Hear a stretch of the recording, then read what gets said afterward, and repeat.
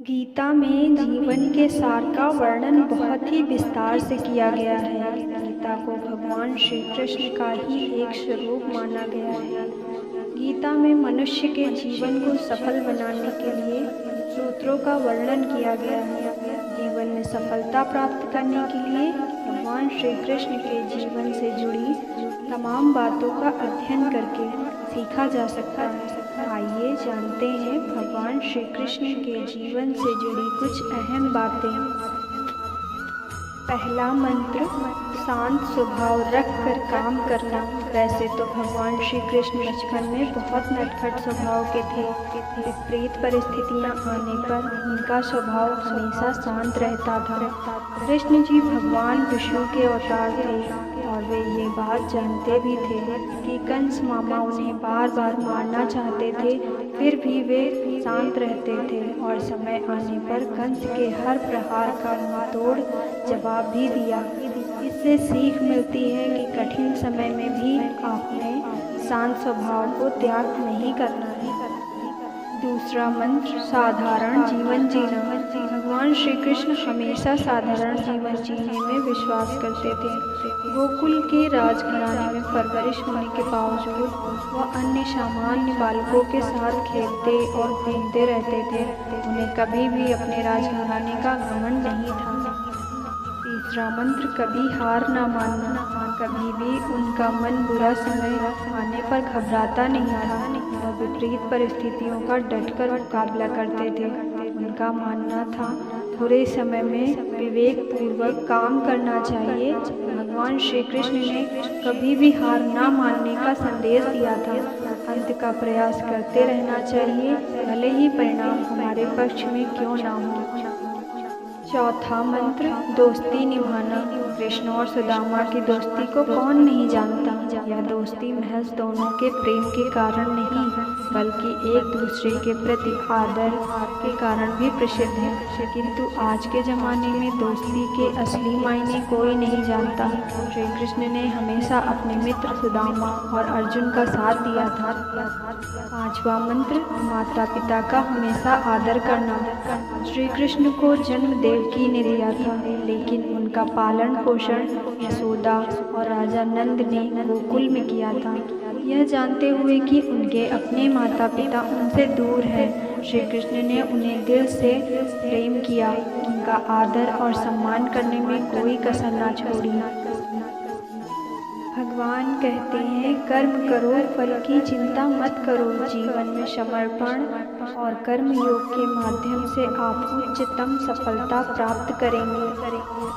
भगवान की भक्ति करते समय अपनी नींद, गर्व और भ्रम को छोड़ दें। आपका मन शुद्धता और प्रेम के साथ भरा होना चाहिए।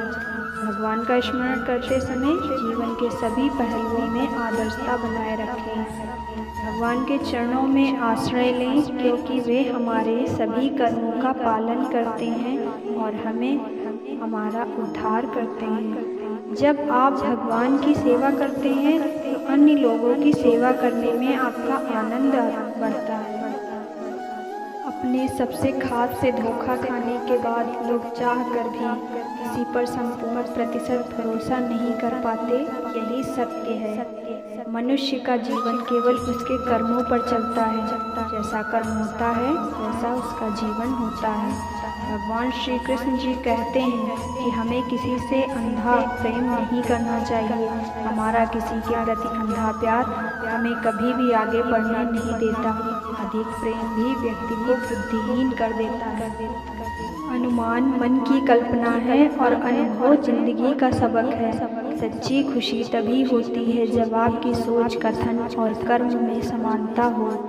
जीवन में कभी निराश नहीं होना चाहिए, क्योंकि कमजोर आपका वक्त होता है, आप नहीं।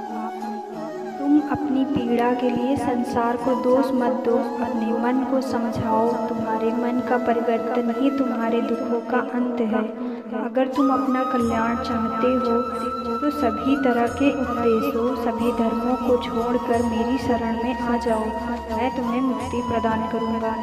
सुख दुख का आना सर्दी गर्मी आने जैसा है, इसलिए उन्हें सहन करना ही सीखना उचित है। गति के लिए चरणों पर ध्यान देना आवश्यक है, किंतु प्रगति के लिए सदैव आचरण पर ही ध्यान देना चाहिए। प्रकृति द्वारा निर्धारित कर्तव्य का पालन करते हुए व्यक्ति ने कोई पाप नहीं किया। जिसका मन उसके वश में नहीं है, उसके लिए उसका मन शत्रु के समान है। वो मूर्ख है जो प्रेम को बकवास कहते हैं। प्रेम उस दुनिया की जड़ है जिससे दुनिया बनी है। अपनी इच्छा की शक्ति से अपने आप को नया आकार दें। अपने आप को कभी भी स्व इच्छा से नीचा ना होने दें। बुद्धिमान अपनी चेतना को एकीकृत करते हैं और कर्म के फल के प्रति आसक्ति को त्याग देते हैं। मनुष्य अपने विश्वास से निर्मित होता है, जैसा वो विश्वास करता है वैसा ही बन जाता है। चंचल होता है, यह इधर उधर भागता है और किसी भी कार्य की एकाग्रता का दुश्मन है। लेकिन यदि यह व्यक्ति के वश में हो जाए तो इससे अच्छा कोई मित्र भी नहीं है। मन को एकाग्र करना जरूरी है, बस थोड़े समय से प्रयास और अभ्यास की जरूरत है। मेरे लिए ना कोई घृणित है, ना ही कोई प्रिय, ना ही कोई निर्धन है और ना ही कोई धनी। बस जो व्यक्ति भाव के साथ मुझे याद करता है मैं उनका और वो मेरे। श्री कृष्ण उन्हीं के हैं जो श्री कृष्ण के हैं। भगवान तो बस प्रेम भक्ति के भूखे हैं। जो भी उनकी भक्ति में ली होता है वो प्रेम से उन्हें याद करता है, वो सदैव उनका कल्याण करते हैं। मैं हमेशा तुम्हारे साथ और तुम्हारे आसपास रहता हूँ, चाहे तुम कुछ भी कर रहे हो। जब भी आप कोई बुरा कार्य करते हो या अच्छा कार्य करते हो, आपको लगता है कि कोई देख नहीं रहा। यहाँ श्री कृष्ण कहते हैं कि तुम जो भी कर रहे हो मेरी दृष्टि सदैव तुम पर है।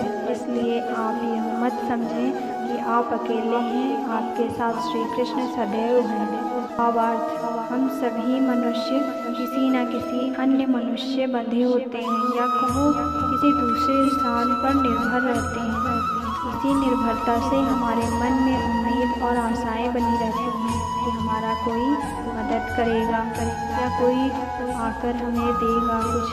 परंतु कई बार हम गलत इंसान से आशाएं या फिर अपेक्षा कर लेते हैं, जिसके वजह से हमें कई दुख और तकलीफ़ों का सामना करना पड़ता है। हमें ऐसे समय में धैर्य से काम लेना चाहिए। जीवन में समय चाहे जैसा भी हो, परिवार के साथ रहो, सुख हो तो बढ़ जाता है और दुख हो तो बढ़ जाता है। इस संसार में मूर्ख व्यक्ति, अधर्मी, अज्ञानी व नास्तिक प्रकृति का व्यक्ति मेरी शरण स्वीकार नहीं कर सकता। ज्ञानी व्यक्ति को कर्म के प्रतिफल की अपेक्षा कर रहे अज्ञानी व्यक्ति के दिमाग को अस्थिर को कर्म के प्रतिफल की अपेक्षा कर रहे अज्ञानी व्यक्ति के दिमाग को अस्थिर नहीं करना चाहिए। अपने जीवन में कभी भी ना किसी को आनंद में कवच वचन दें, ना क्रोध में उत्तर दें और ना ही दुख में कभी निर्णय लें। किसी और का काम पूर्णता से करने से कहीं अच्छा है कि आप काम करें, भले ही उसे अपूर्णता से करना पड़े। मैं ही इस सृष्टि की रचना करता हूँ, मैं ही इसका पालन पोषण करता हूँ और मैं ही इस सृष्टि का विनाश करता हूँ। जो कुछ हुआ अच्छे के लिए हुआ, जो हो रहा है अच्छे के लिए हो रहा है, जो होगा वो भी अच्छे के लिए ही होगा। तो सकारात्मक रहो और अपना कर्म करो। जिस प्रकार श्री कृष्ण जी ने अपने ज्ञान से राह उठ के अर्जुन को सफलता प्राप्त करवाई थी, उसी प्रकार भगवान श्री कृष्ण आप सभी को अपने जीवन में आगे बढ़ने की राह दिखाएं। यही हमारी कामना है। आपके लिए एक छोटी सी कहानी। यह कहानी महाभारत के युद्ध के प्रारंभ होने से पहले युद्ध भूमि को तैयार किया जा रहा था। कुरुक्षेत्र की भूमि को समतल बनाया जा रहा था, पेड़ों को हटाया जा रहा था। उस युद्ध भूमि का मुआयना करने के लिए एक दिन पहले निरीक्षण करने के लिए भगवान श्री कृष्ण और उनके मित्र धनुर्धर अर्जुन पहुँचे। वो मुआयना कर रहे थे, देख रहे थे तैयारी किस तरीके से चल रही है। तभी एक चिड़िया उड़ती हुई आई और भगवान श्री कृष्ण के पास आकर बोली कि भगवान, मुझसे क्या गलती हो गई? मेरी दुनिया आपने उजाड़ दी। यहाँ युद्ध भूमि को तैयार किया जा रहा है, पेड़ों को गिराया जा रहा है। एक हाथी ने आकर के मेरा पेड़ गिरा दिया।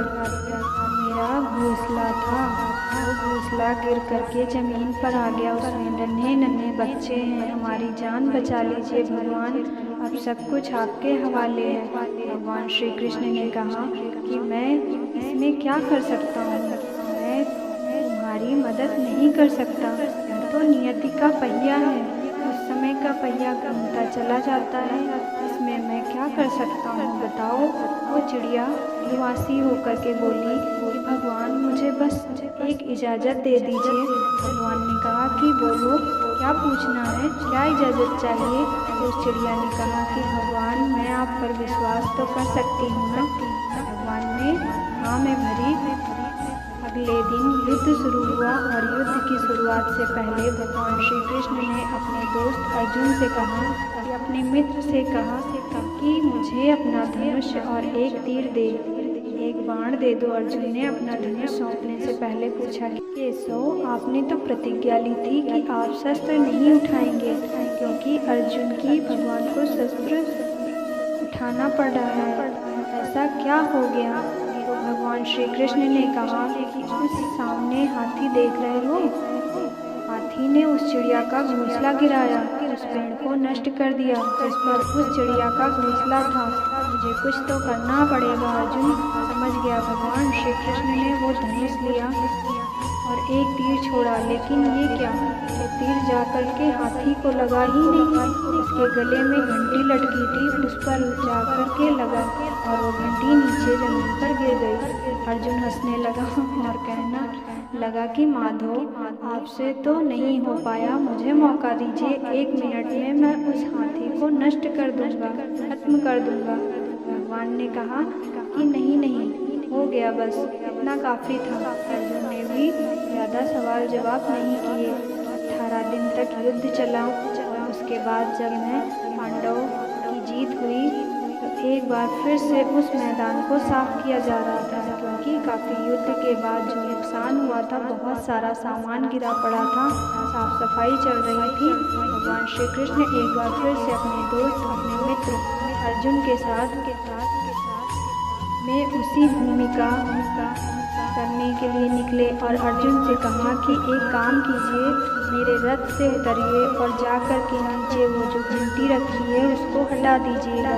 अर्जुन चौंक गया, हमने युद्ध जीत लिया है, हम इतने महान बन चुके हैं और ये मुझे एक घंटी उठाने के लिए, युद्ध भूमि की साफ सफाई करने के लिए कह रहे हैं। लेकिन जानता था भगवान है, कुछ भी कह सकते हैं। अर्जुन रथ से नीचे उतरा, जा करके उस घंटी को उठाया, साइड किया और जैसे ही उस घंटी को उठाया वैसे ही उसके नीचे से नन्हे नन्हे बच्चे चिड़िया को फड़फड़ाते हुए उड़ान भर ली। उन्होंने कहा कि अरे ये क्या, ये चिड़िया के बच्चे? अर्जुन की आंखें नम हो गई। उस घंटी के नीचे था वो घोंसला उस चिड़िया का जो मदद मांगने आई थी। 18 दिन के युद्ध में वो चिड़िया और उसके बच्चे सुरक्षित रहे, क्योंकि घंटी वहाँ पर उनका सुरक्षा कवच बनकर आ चुकी थी। चिड़िया ने शुरुआत में ये सिर्फ कहा था कि क्या भगवान, मैं आप पर विश्वास तो कर सकती हूँ ना, और भगवान ने हामी भरी थी। कहानी बहुत छोटी है लेकिन हमें सिखाती है कि दुनिया में हमारे सामने चाहे जो परिस्थिति आ जाए, इन्हें जीवन को ऊपर वाले को सौंप दीजिएगा, क्योंकि आप जीवन भर में जितना कर सकते हैं इससे कहीं ज़्यादा तो वो एक पल में कर सकते हैं। हमेशा आपसे कहती हूँ कि ऊपर वाले के आशीर्वाद के साथ, अपनी सच्ची मेहनत के साथ और अपनी फैमिली के साथ, प्यार के साथ कर दिखाओ कुछ ऐसा कि दुनिया करना चाहे आपके जैसा। जय श्री कृष्ण।